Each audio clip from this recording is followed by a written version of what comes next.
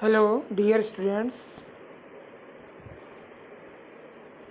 BSc second year के chemistry के first paper में थर्ड यूनिट है कोऑर्डिनेशन कंपाउंड्स या केमिस्ट्री ऑफ कॉम्प्लेक्स कंपाउंड्स। ये कोऑर्डिनेशन कंपाउंड्स या कॉम्प्लेक्स कंपाउंड्स क्या होते हैं?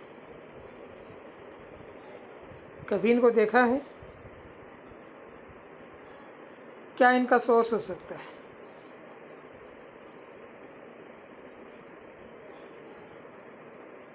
ये कुछ कंपाउंड है, क्या आप इन्हें जानते हैं? इसके बारे में पढ़ा होगा आपने। क्या आपको ये याद आ रहा है क्या है?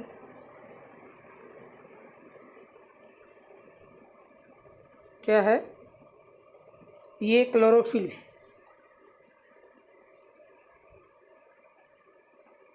इस क्लोरोफिल में आप देख रहे हैं कि यहाँ पर ये मैग्नीशियम आयन है और ये पोरफायरिन की जो रिंग है उनके द्वारा घिरा हुआ है। क्लोरोफिल का क्या काम है वो आपने बॉटनी में खूब पढ़ा होगा। तो ये एक कंपाउंड हो गया जिसका नाम क्या है? क्लोरोफिल। इसी प्रकार इसके बारे में आप जानते हैं क्या है? ये आयरन का एक उसी प्रकार से कॉम्प्लेक्स कंपाउंड है जिसकी स्ट्रक्चर बड़ी कॉम्प्लेक्स लग रही है आपको। ये हीमोग्लोबिन, इसके बारे में ही पढ़ा होगा आप लोगों ने। ये कौन है? ये है chemist Alfred Werner. Alfred Werner जिन्हें 1913 में केमिस्ट्री का नोबेल प्राइज़ मिला। क्यों? किस काम के लिए? जब आप इन सब को एक साथ कंपाइल करते हैं तो आपके दिमाग में आ जाता है क्या? कोऑर्डिनेशन कंपाउंड या कॉम्प्लेक्स कंपाउंड। कॉम्प्लेक्स कंपाउंड या कोऑर्डिनेशन कंपाउंड एक ही हैं। स्टार्टिंग में इन्हें हम कॉम्प्लेक्स कंपाउंड्स के रूप में डिफाइन करते थे क्योंकि स्टार्टिंग में इनका स्ट्रक्चर और इनकी जो प्रॉपर्टीज़ हैं, जो इनका बॉन्डिंग कनेक्टिविटी है, इसको एक्सप्लेन करना या इनकी स्टेबिलिटी को एक्सप्लेन करना कॉम्प्लेक्स था। इसलिए इनको स्टार्टिंग में हम कॉम्प्लेक्स कंपाउंड कहते थे। बाद में जब इन कंपाउंड्स की स्पेसिफिक प्रॉपर्टी जो बॉन्डिंग नेचर है उसको देखा गया तो उसमें ये पाया गया कि इनके लिए जो स्पेसिफिक बॉन्ड है वो कोऑर्डिनेशन बॉन्ड है। इसी कारण इन कॉम्प्लेक्स कंपाउंड्स को कोऑर्डिनेशन कंपाउंड्स कहा गया। तो ये एक कोऑर्डिनेशन कंपाउंड है, ये भी कोऑर्डिनेशन कंपाउंड है और ये father of coordination compound Alfred Werner, जिन्होंने कोऑर्डिनेशन केमिस्ट्री के बारे में या कोऑर्डिनेशन कंपाउंड्स के बारे में इतना डिटेल स्टडी किया, और वो भी उस समय जिस समय तक इलेक्ट्रॉन की खोज भी नहीं हो पाई थी। तो हम इन कॉम्प्लेक्स कंपाउंड या कोऑर्डिनेशन कंपाउंड्स के बारे में स्टडी करेंगे। ये एक प्रकार के इनऑर्गेनिक कंपाउंड्स हैं। तो हम देख लेते हैं कि इनऑर्गेनिक कंपाउंड्स किस प्रकार के होते हैं। इनऑर्गेनिक कंपाउंड्स को हम इस प्रकार से मुख्य रूप से दो कैटेगरी में रख सकते हैं, सिंपल कंपाउंड्स और एडिशनल कंपाउंड्स। सिंपल कंपाउंड्स के रूप में जैसे HCl है, NaOH है, या इन सिंपल कंपाउंड की रिएक्शन से बनने वाले सिंपल साल्ट हैं जैसे NaCl है। एडिशन कंपाउंड या योगात्मक यौगिक क्या होंगे?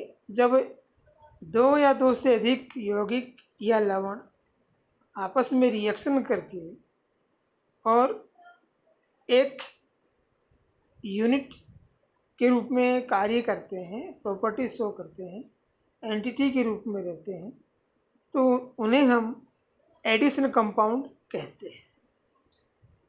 जैसे कार्नेलाइट एक एडिशन कंपाउंड है, फिटकरी एक एडिशन कंपाउंड है, या जब हम पोटेशियम साइनाइड KCN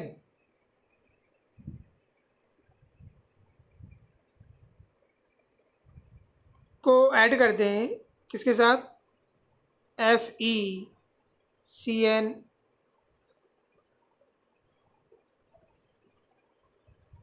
होल्टवाइज के साथ, तो इनके एडिशन से बनने वाला जो कंपाउंड है K4FeCN6 वो भी एडिशन कंपाउंड है। लेकिन जब विभिन्न प्रकार के एडिशन कंपाउंड्स का स्टडी किया गया तो ये पाया गया कि ये जो एडिशन कंपाउंड्स हैं ये अलग तरह का बिहेवियर रिप्रेजेंट करते हैं। सभी कंपाउंड एक जैसे नहीं होते हैं। कुछ कंपाउंड ऐसे थे कि जो सॉल्यूशन फॉर्म में जब आते हैं तो उनकी जो प्रॉपर्टीज़ हैं वो चेंज हो जाती है। सॉलिड फॉर्म में तो उनका स्पेसिफिक प्रॉपर्टीज़ मेंटेन रहता है, लेकिन जैसे ही उनको हम सॉल्यूशन फॉर्म में लेके आ जाते हैं, इनको हम डिसॉल्व कर लेते हैं, तो जो प्रॉपर्टी स्पेसिफिक प्रॉपर्टी उनकी सॉलिड फॉर्म में या क्रिस्टलाइन फॉर्म में रिप्रेजेंट हो रही थी वो प्रॉपर्टी इस लिक्विड फॉर्म में मेंटेन नहीं रहती है, वो अपनी आइडेंटिटी को खो देते हैं। तो हम कह सकते हैं कि ये वो एडिशनल कंपाउंड हैं जो केवल सॉलिड स्टेट में स्टेबल होते हैं या स्पेसिफिक प्रॉपर्टीज़ को शो करते हैं। लिक्विड फॉर्म या सॉल्यूशन फॉर्म में ये अपनी आइडेंटिटी को खो देते हैं। इस प्रकार के जो कंपाउंड हैं उन कंपाउंड को हम कहते हैं डबल साल्ट, द्विक लवण, जैसे कार्नेलाइट है और फिटकरी है। सेकेंड वैरायटी के जो कंपाउंड थे उनका सॉलिड फॉर्म में जब उनका प्रिपरेशन किया गया सॉलिड फॉर्म में, तो उस सॉलिड फॉर्म में जो प्रॉपर्टीज़ उनकी थी वही प्रॉपर्टीज़ मेंटेन रही, तब भी जब उनको लिक्विफाई कर दिया गया, उनका सॉल्यूशन बना दिया गया, तो उस सॉल्यूशन के अंदर भी उनकी वही प्रॉपर्टी मेंटेन थी। इस प्रकार के जो कंपाउंड हैं उनके लिए हम ये कह सकते हैं कि इन कंपाउंड्स का जो स्टेबिलिटी है वो अधिक है। ये भी एडिशन प्रोसेस के द्वारा ही बन सकते हैं, बनाए गए, लेकिन इनका जो स्टेबिलिटी है वो पहले कैटेगरी के जो कंपाउंड है उनसे बहुत ज़्यादा है। इन कंपाउंड्स को क्योंकि उस समय तक स्टार्टिंग में इनकी जो प्रॉपर्टीज़ है उनका रीजन या उनका जो स्पेसिफिक एक्स्ट्रा स्टेबिलिटी है उसके लिए रीज़न जब सामने नहीं आया तो इनके लिए नाम दिया गया कॉम्प्लेक्स साल्ट या कॉम्प्लेक्स कंपाउंड्स। इसका एक एग्जांपल है K4FeCN6। इसके अलावा हीमोग्लोबिन, क्लोरोफिन और विटामिन B12 ये सब नेचुरल जो प्रोडक्ट हैं वो भी कॉम्प्लेक्स कंपाउंड ही है। अल्फ्रेड वर्नर ने कोऑर्डिनेशन कंपाउंड या कॉम्प्लेक्स कंपाउंड के बारे में बहुत ज़्यादा अध्ययन किया, या हम कहें कि स्टार्टिंग में तो सिर्फ उन्होंने ही अध्ययन किया, और उनका अध्ययन उस समय था जिस समय अधिकांश मॉडर्न टेक्निक नहीं थी, और उन्होंने किसी मॉडर्न, उस समय एक्सरे डिफ्रैक्शन का आविष्कार हो चुका था, बट उन्होंने उसका भी यूज़ नहीं किया। उन्होंने सिंपल सोचा कि जब हम इस प्रकार के कोई दो कंपाउंड्स को आपस में मिक्स करेंगे तो उनको मिक्सअप करने से क्या होगा, किस प्रकार का रिएक्शन होना चाहिए।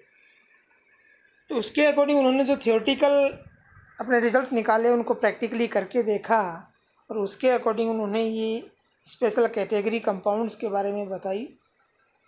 तो उनके इस योगदान के कारण ही उनको 1913 में नोबेल प्राइज़ दिया गया, और उन्हें हम फादर ऑफ कोऑर्डिनेशन केमिस्ट्री के नाम से जानते हैं। तो इन्होंने जो इनके बारे में स्टडी किया वो सिंपल जो रिएक्शन केमिस्ट्री है उसी के अकॉर्डिंग उन्होंने सोचा, रिएक्शंस करवाई, रिजल्ट देखा, उस रिजल्ट के अकॉर्डिंग जो उनका इमेजिनेशन था उनके साथ उन्होंने कंपैरिजन किया, और उस कंपैरिजन के रिजल्ट के अकॉर्डिंग उन्होंने जो कॉम्प्लेक्स कंपाउंड हैं या कोऑर्डिनेशन कंपाउंड्स हैं उनकी प्रॉपर्टीज़ को एक्सप्लेन किया। उनकी प्रॉपर्टीज़ को एक्सप्लेन करने के लिए उन्होंने मुख्य रूप से कोबाल्ट क्लोराइड का रिएक्शन करवाया, कुछ स्टेबल मॉलिक्यूल्स जैसे NH3H2O, और इनके जो प्रोडक्ट हैं उनमें कौन कौन सी ज्योमेट्री हो सकती है उनके उन्होंने अनुमान लगाए, और रिएक्शंस के द्वारा जो प्रोडक्ट प्राप्त हुए उन प्रोडक्ट की जो आइसोमर्स हैं उनके अकॉर्डिंग उन्होंने रिजल्ट निकाला कि उन्होंने जो सोचा वो कहाँ तक सही है, और ये पाया गया कि जो वो सोच रहे थे उसी प्रकार से वो कंपाउंड से बन रहे हैं। उन स्टडीज़ के अकॉर्डिंग उन्होंने ये जो कॉम्प्लेक्स कंपाउंड हैं इन कंपाउंड्स में कहा कि यहाँ पर एक स्पीसीज सेंट्रल लाइन के रूप में रहती है, और जो सेकंड पार्ट है वो उस जो सेंट्रल स्पीसीज है उसको चारों तरफ से कवरिंग किए हुए रहता है। जो सेंट्रल स्पीसीज है वो मेटल आयन होगा। वो जो मेटल आयन है उसकी वैलेंसी दो प्रकार की है, प्राइमरी वैलेंसी और सेकेंडरी वैलेंसी। जो प्राइमरी वैलेंसी है वो नॉन डायरेक्शनल है, और ये आयनिक इंटरेक्शन के द्वारा बैलेंस होती है, आयनिक बॉन्ड के द्वारा ये बैलेंस होती है। सेकेंडरी वैलेंसी डायरेक्शनल होती है, और ये पोलर कोवलेंट बॉन्ड के द्वारा सेटिस्फाई होती है। ये जो बॉन्ड है ये बॉन्ड ऑर्बिटल ओवरलैपिंग के द्वारा बनते हैं, और ऑर्बिटल स्पेसिफिक डायरेक्शन में ओरिएंटेड रहते हैं, इस कारण इनके अंदर डायरेक्शनल प्रॉपर्टी पाई जाती है। इस प्रकार से वर्नर ने अपनी थ्योरी में कॉम्प्लेक्स कंपाउंड के बारे में जो अध्ययन किया उसके लिए उन्होंने अलग अलग पॉसिबिलिटीज़ बनाई कि जैसे COCl3 का NH3 के साथ रिएक्शन करवाएंगे तो COCl3 के एक फिक्स अमाउंट के साथ NH3 का जो अमाउंट है वो अल्ट्रेशन के साथ हम रिएक्ट करवा रहे हैं। स्टार्टिंग में जैसे 1 मोल लिया, फिर 2 मोल लिए, फिर 3 मोल, इस तरह से। तो उनका जो प्रोडक्ट है उन प्रोडक्ट में वेरिएशंस पाए गए। उसके अकॉर्डिंग उन्होंने अपनी जो थ्योरी है उस थ्योरी में उनको समझाने का प्रयास किया, और जो रिज़ल्ट उन्होंने दिए वही रिज़ल्ट जब हम मॉडर्न मेथड के द्वारा उन कॉम्प्लेक्स कंपाउंड का स्टडी करते हैं तो वही रिज़ल्ट हमें उनसे भी प्राप्त होते हैं। ये जो मॉडर्न मेथड्स हैं उन कॉम्प्लेक्स कंपाउंड की प्रॉपर्टीज़ को समझने के लिए, या जो वर्नर के जो एक्सपेरिमेंट हैं उनको एक्सप्लेन करने के लिए, ये है electrical conductivity, depression of freezing point, magnetic moment, dipole moment, electronic spectra, x ray diffraction. ये मॉडर्न मेथड्स का जब यूज़ करके हम कॉम्प्लेक्स कंपाउंड के बारे में स्टडी करते हैं तो ऑलमोस्ट वही निष्कर्ष हम निकालते हैं जो वर्नर ने बताए थे। इलेक्ट्रिकल कंडक्टिविटी के द्वारा हम ये आइडेंटिफाई कर सकते हैं कि जब कोई कॉम्प्लेक्स कंपाउंड को हम सॉल्यूशन फॉर्म में लेके आएंगे तो वो टोटल कितने आयंस फ्री कंडीशन में रिलीज करेगा। जितने आयंस अधिक होंगे और जितने अधिक उनकी मोबिलिटी होगी उसी के अकॉर्डिंग कंडक्टेंस भी ज़्यादा होगा। तो इसके अकॉर्डिंग हम ये पता लगा सकते हैं कि जो कॉम्प्लेक्स कंपाउंड है उस कंपाउंड में जो सेकेंडरी वैलेंसी है वो कौन से स्पीसीज़ के द्वारा सेटिस्फाई हुआ है और प्राइमरी वैलेंसी किसके साथ इंट्रैक्शन में है। जैसे अगर हम वर्णन के अकॉर्डिंग देखें तो उन्होंने इंट्रैक्शन करवाया COCl3 और NH3 के मॉलिक्यूल्स के साथ। तो यहाँ पर हम ये रिएक्शन करवा देते हैं जैसे 6 मोल लिए NH3 के। तो इसके अकॉर्डिंग यहाँ पर वर्नर ने बताया कि जो कोबाल्ट है उनका जो ऑक्सीडेशन स्टेट है वो +3 है। उसके अकॉर्डिंग जो प्राइमरी वैलेंसी है वो इसका 3 है, सेकेंडरी वैलेंसी इसका 6 है। सेकेंडरी वैलेंसी चार्ज और नॉन चार्ज दोनों प्रकार के स्पीसीज़ के द्वारा बैलेंस हो सकता है, जबकि प्राइमरी वैलेंसी चार्ज स्पीसीज़ के द्वारा ही बैलेंस होता है। जो फर्स्ट रिक्वायरमेंट है वो ये होता है कि सेकेंडरी वैलेंसी को कंप्लीट करना ज़रूरी है। तो यहाँ पर इसके अकॉर्डिंग इसकी पॉसिबिलिटीज़ ये हो सकती हैं कि इनकी रिएक्शन से CO NH3 होल 6 कोबाल्ट का सेकेंडरी वैलेंसी 6 है वो कंप्लीट हो गया और इसके अकॉर्डिंग इसका प्राइमरी वैलेंसी को बैलेंस करने के लिए जो क्लोराइड आयन है उसके 3 मोल ऐड करने होंगे। तो उसके अकॉर्डिंग ये कंपाउंड बना। इसको जब आयनाइज करेंगे तो क्या हुआ कि ये जो प्राइमरी वैलेंसी के द्वारा वीक इंट्रैक्शन से या आयनिक इंट्रैक्शन से जुड़ा हुआ है ये स्पीसीज़ तो आयनाइज होकर मूवेबल कंडीशन में आ जाएगा, बट यहाँ से ये एक यूनिट के रूप में ही रहेगा। यहाँ से इसके जो ये जो कंपोनेंट है NH3 मॉलिक्यूल्स ये सेपरेट नहीं हो रहे हैं। ये इनके बीच का जो इंट्रैक्शन है बहुत अधिक स्टेबल हो गया। तो इस कंडीशन में जब ये आयनाइज होगा तो 3Cl- आयन और ये एक कॉम्प्लेक्स +3 आयन, तो टोटल 4 आयन्स हो गए। तो इस कंडीशन में जो कंडक्टिविटी है वो इन 4 आयन्स के अकॉर्डिंग होगी। यही कंपाउंड ऐसे भी बन सकता है कि यहाँ पर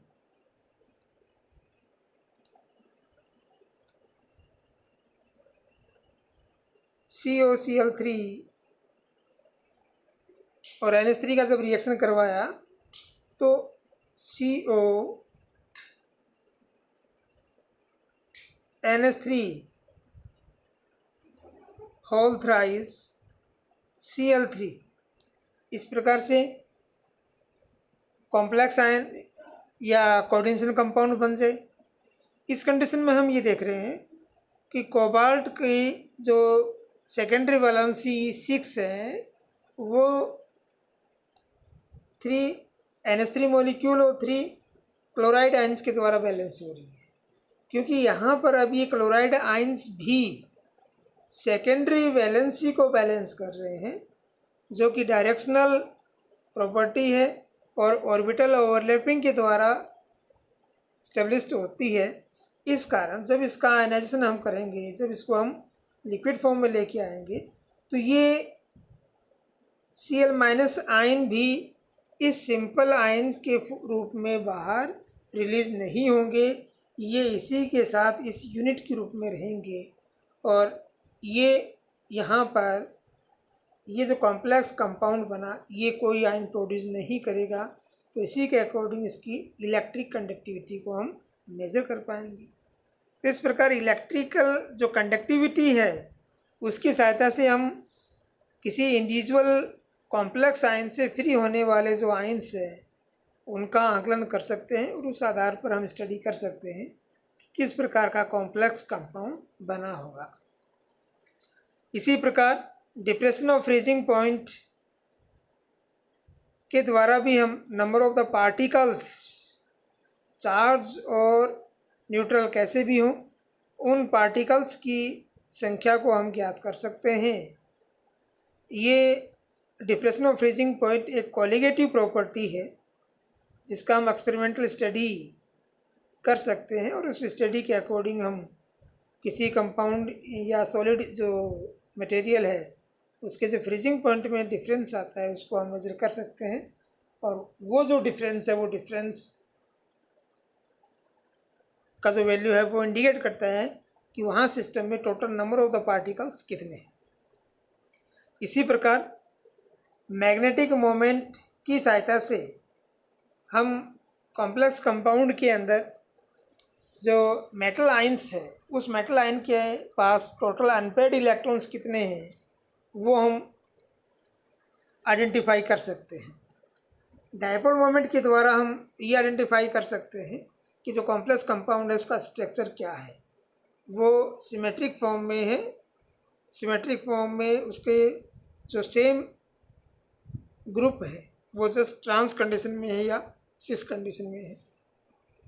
इसी प्रकार इलेक्ट्रॉनिक स्पेक्ट्रा के द्वारा हम कॉम्प्लेक्स कंपाउंड के एनर्जी लेवल्स और कॉम्प्लेक्स की शेप्स के बारे में जानकारी प्राप्त कर सकते हैं कि वो ऑक्टाहेड्रल है या टेट्राहेड्रल है। एक्सरे डिफ्रैक्शन के द्वारा हम कॉम्प्लेक्स कंपाउंड के या कोऑर्डिनेशन कंपाउंड्स के बारे में डिटेल स्टडी कर पाते हैं। हम ये देख पाते हैं कि उसका क्रिस्टल स्ट्रक्चर किस प्रकार का है और उसमें बॉन्ड लेंथ कितनी है और उसमें पाए जाने वाले जो बॉन्ड एंगल है वो कितने डिग्री के हैं। तो ये मॉडर्न मेथड्स के द्वारा हम स्टडी कर सकते हैं कॉम्प्लेक्स कंपाउंड्स के बारे में, और इन्हीं ये जो प्रॉपर्टीज़ हैं इन्हीं को वर्नर ने इन थ्योरीज की बगैर हेल्प लिए ही बताया। तो वर्नर ने कोऑर्डिनेशन कंपाउंड्स के लिए जो किया वो वाकई में इतना अधिक था, इसी कारण से 1913 में उनको उनके इस योगदान के लिए नोबेल प्राइज़ दिया गया। अब हम बात करते हैं कि जो कॉम्प्लेक्स कंपाउंड हैं या कोऑर्डिनेशन कंपाउंड्स हैं उनको हम रिप्रेजेंट किस प्रकार से करेंगे। तो कोऑर्डिनेशन कंपाउंड्स को हम इस प्रकार से एक स्फीयर के अंदर रिप्रेजेंट करते हैं। मुख्य रूप से जो कॉम्प्लेक्स एंटिटी है या कोऑर्डिनेशन एंटिटी है, ये जो अंदर है यहाँ पर M मेटल आयन, ये डिस्टर्ब होगा, ये M मेटल आयन है, ये L लिगेंड है, N number of the ligand ions है, ये ब्रैकेट कोऑर्डिनेशन स्फीयर कहलाता है। इस ब्रैकेट से पहले का जो एरिया है वो कैटाइन जोन है। यहाँ अगर नॉर्मल या फ्री पॉजिटिव आयंस हैं तो उनको हम यहाँ लिखते हैं बैलेंस करने के लिए, और ये इस तरफ वाला जो राइट हैंड वाला एरिया है ये एनाइन जोन है जहाँ पर बैलेंस करने के लिए अगर हमें नेगेटिव आयंस की रिक्वायरमेंट होती है तो यहाँ पर हम रिप्रेजेंट करते हैं।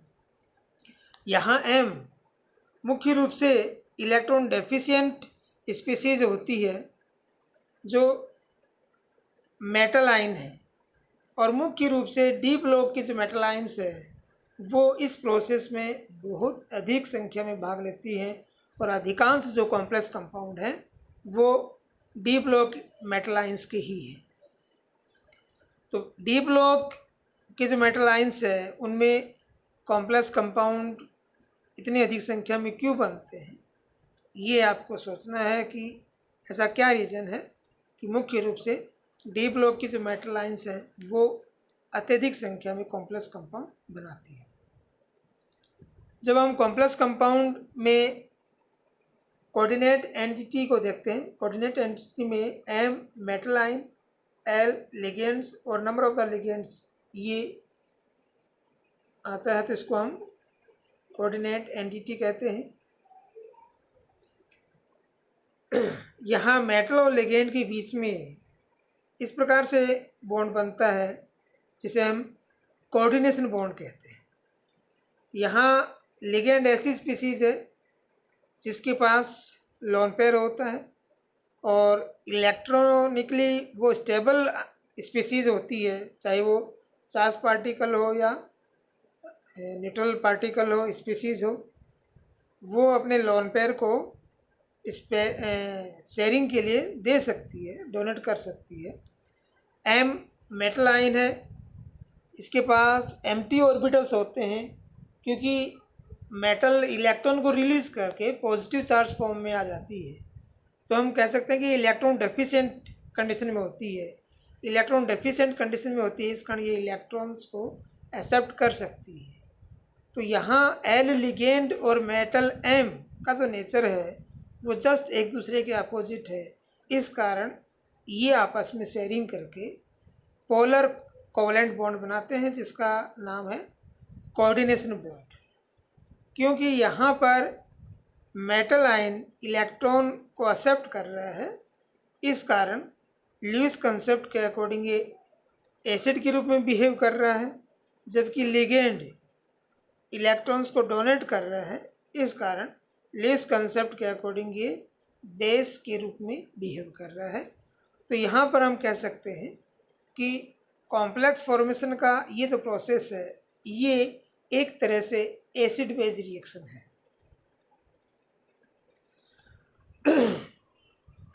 अब कॉम्प्लेक्स कंपाउंड से रिलेटेड कुछ टर्मिनोलॉजी है।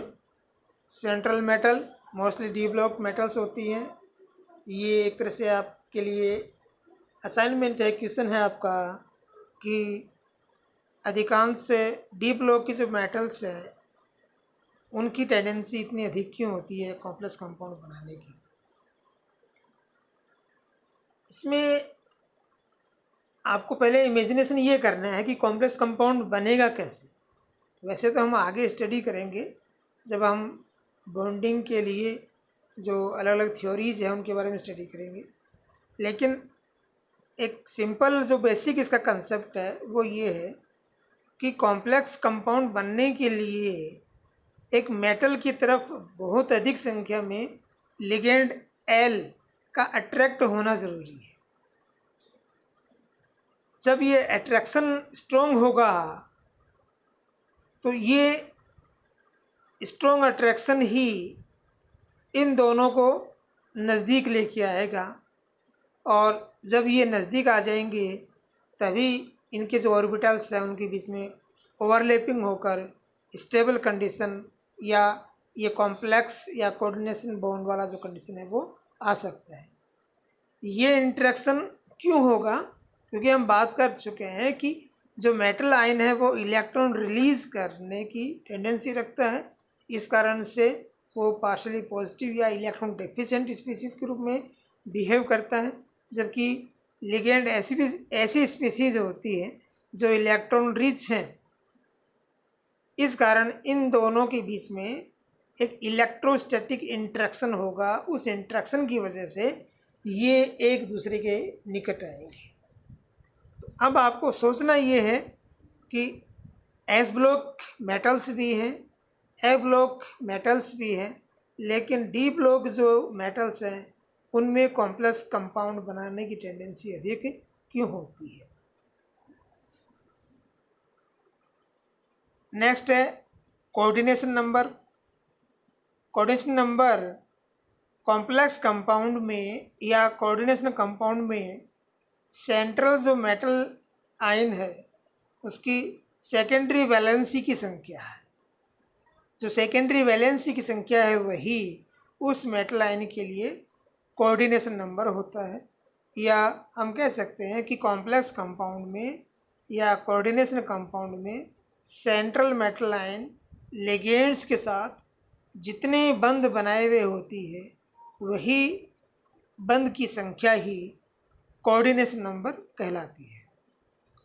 नेक्स्ट लिगेंड लिगेंड चार्ज या न्यूट्रल स्पीसीज हैं जिनके पास लोन पेयर होता है और वो अपना लोन पेयर देकर शेयरिंग प्रोसेस पर्पज से अपना इलेक्ट्रॉन या लोन पेयर देकर बॉन्डिंग बनाने की टेंडेंसी रखती है। इस प्रकार की जो स्पीसीज है वो लिगेंड कहलाते हैं। ये पॉजिटिव चार्ज्ड भी हो सकती हैं, नेगेटिव चार्ज्ड भी हो सकती हैं और न्यूट्रल भी हो सकती हैं। इनके कुछ एग्जांपल्स यहाँ पर हैं। ये पॉजिटिव चार्ज्ड, ये नेगेटिव चार्ज्ड और ये neutral.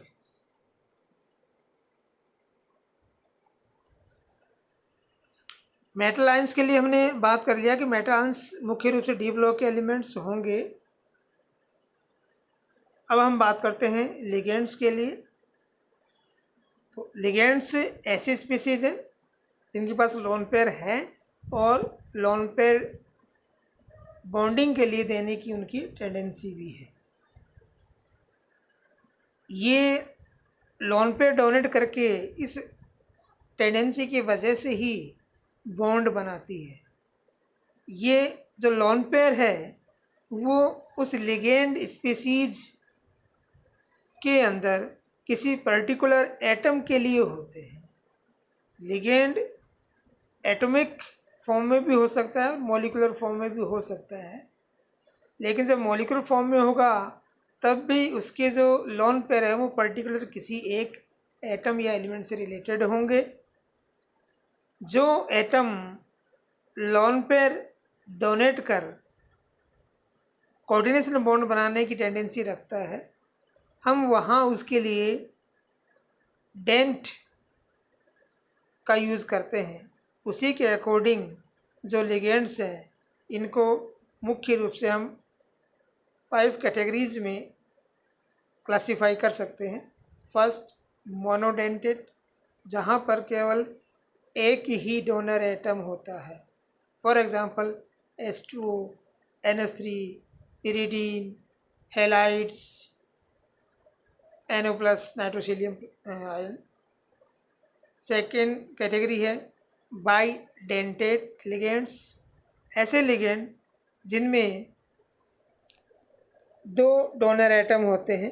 For example ethylene diamine, जिसे हम EN से रिप्रेजेंट करते हैं। कॉम्प्लेक्स कंपाउंड में लिगेंड्स के बारे में नॉलेज होना बहुत ज़्यादा ज़रूरी है कि उनका नोटेशन क्या है, उनका फॉर्मूला क्या होगा, उनके ऊपर चार्ज क्या है। थर्ड कैटेगरी है पॉलीडेंटेड लिगेंड, जब लिगेंड में 2 से अधिक डोनर एटम हो तो उन्हें हम पॉलीडेंटेड लिगेंड कहेंगे।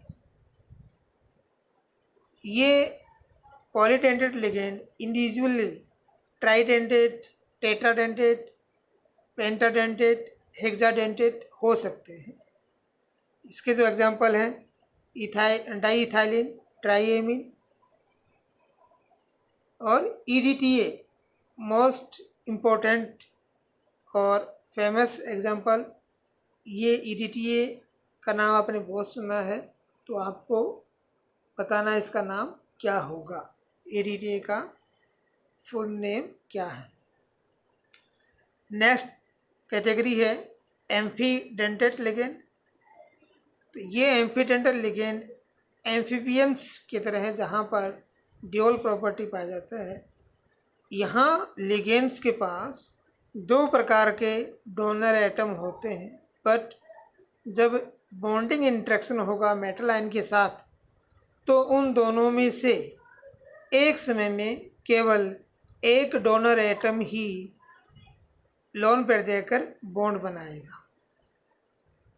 इस प्रकार के जो लिगेंड हैं वो एम्फीडेंटेड लिगेंड कहलाते हैं। जैसे यहाँ पर NO2- में बॉन्डिंग N के द्वारा भी हो सकता है और O के द्वारा भी हो सकता है। डोनर एटम N भी हो सकता है और O भी हो सकता है, बट या तो बॉन्डिंग N के द्वारा होगी या O के द्वारा होगी। इसी प्रकार साइनो CN- या NCS- थाइसाइनो, ये भी क्या है एम्फीडेंटेड लिगेंड। नेक्स्ट कैटेगरी है फ्लेक्सीडेंटेड लिगेंड। फ्लेक्सीडेंटेड लिगेंड इस प्रकार के लिगेंड होते हैं जिनकी जो डोनर प्रॉपर्टी है उसमें फ्लेक्सिबिलिटी पाई जाती है। वो जो कंडीशंस हैं या एनवायरनमेंट है उसके अकॉर्डिंग बाइडेंटेड भी हो सकते हैं, ट्राइडेंटेड भी हो सकते हैं। वो बॉन्ड बनाने की जो अपनी कैपेसिटी है उसको चेंज कर सकते हैं। तो इस प्रकार के जो लिगेंड है वो कहलाते हैं फ्लेक्सीडेंटेड लिगेंड, जैसे CO3-2। इस प्रकार ये लिगेंड्स का क्लासिफिकेशन।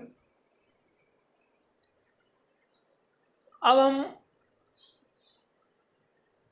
बात करते हैं क्लेट इफेक्ट, क्लेट प्रभाव के बारे में। क्लेट प्रभाव एग्ज़ाम के पर्पज़ से बहुत ज़्यादा इम्पोर्टेंट है और प्रैक्टिकली इस क्लेट इफेक्ट का बहुत ज़्यादा इम्पोर्टेंस होता है। इसको बहुत ज़्यादा यूज़ किया जाता है लेबोरेटरीज़ में, फार्मास्यूटिकल डिपार्टमेंट्स में, नारकोटिक्स में, हर जगह इनका बहुत ज़्यादा इम्पोर्टेंस है। क्लेट इफेक्ट क्या है? यहाँ क्लेट का मीन क्या है? क्लेट यहाँ पर लिया गया है कैंसर केकड़े से। केकड़ा जब किसी ऑब्जेक्ट को पकड़ता है तो वो कई डायरेक्शन से उसको कवर कर लेता है। तो इसी प्रकार का इफेक्ट जब लिगेंड में होता है तो उस कंडीशन में जो कॉम्प्लेक्स कंपाउंड बनेगा उसे हम बोलेंगे क्लेट कॉम्प्लेक्स कंपाउंड। इस प्रकार के जो लिगेंड हैं वो लिगेंड पॉलीडेंटेड लिगेंड होते हैं। जब पॉलीडेंटेड लिगेंड किसी मेटल आयन के साथ बॉन्डिंग करते हैं तो वहाँ पर कई साइक्लिक स्ट्रक्चर्स बन जाती है। जैसे यहाँ पर ये एक साइक्लिक स्ट्रक्चर बन गया, जबकि यहाँ पर ये साइक्लिक स्ट्रक्चर नहीं बना। जब साइक्लिक स्ट्रक्चर बन जाती है तो इस प्रकार की जो कॉम्प्लेक्स कंपाउंड है उन्हें हम क्लेट कॉम्प्लेक्स कंपाउंड कहते हैं। क्लेट कॉम्प्लेक्स कंपाउंड बनने की ये जो प्रोसेस है इसे हम बोलते हैं किलेशन, किलेटीकरण। तो किलेटीकरण की प्रक्रिया के द्वारा क्लेट कंपाउंड का निर्माण हो जाता है। अब क्लेट इफेक्ट क्या है? नंबर 1 आपने देखा क्लेटीकरण क्या होता है? पॉलीडेंटेड लिगेंड के द्वारा मेटल आयन के साथ इंटरेक्शन करके जब कॉम्प्लेक्स कंपाउंड बनाए जाते हैं तो इस प्रकार के कॉम्प्लेक्स कंपाउंड में साइक्लिक स्ट्रक्चर्स बनती हैं, वलय संरचनाएं बनती हैं जिन्हें हम क्लेट वलय कहते हैं। क्लेट वलय कहते हैं और इस प्रकार के जो कंपाउंड है उन्हें हम क्लेट कॉम्प्लेक्स कंपाउंड कहेंगे। क्लेट कंपाउंड बनने की इस प्रक्रिया को हम क्लेटीकरण कहेंगे। और क्लेट इफेक्ट क्या है? जब ये क्लेट कंपाउंड बन जाता है तो बनने वाले कॉम्प्लेक्स कंपाउंड का स्टेबिलिटी उसी मेटल के नॉर्मल कंपाउंड की तुलना में बहुत अधिक हो जाता है। तो इस किलेशन प्रोसेस के द्वारा पर्टिकुलर मेटल के कॉम्प्लेक्स कंपाउंड की स्टेबिलिटी को बढ़ा दिया जाता है। स्टेबिलिटी को बढ़ाने का ये इफेक्ट ही क्लेट इफेक्ट कहलाता है। तो ये क्लेट इफेक्ट क्यों बना? क्योंकि पॉलीडेंटेड लिगेंड ने मेटल आयन के साथ इंटरेक्शन करके क्लेट वलय का निर्माण कर लिया है। तो ये जो क्लेट कंपाउंड बनते हैं उनकी स्टेबिलिटी क्लेट वलय की साइज पर भी डिपेंड करती है कि क्लेट वलय का साइज क्या है।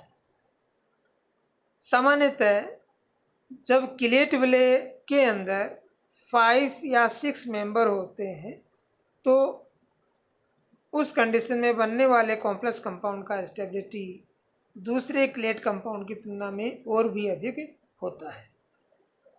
लेकिन ये स्टेबिलिटी अधिक क्यों होता है? तो इसका रीज़न है एंट्रोपी। किलेट वलय बन जाने से या किलेशन की वजह से एंट्रोपी का मान बढ़ जाता है। अब यहाँ पर अगर हम देखें, सी दो कंडीशन है।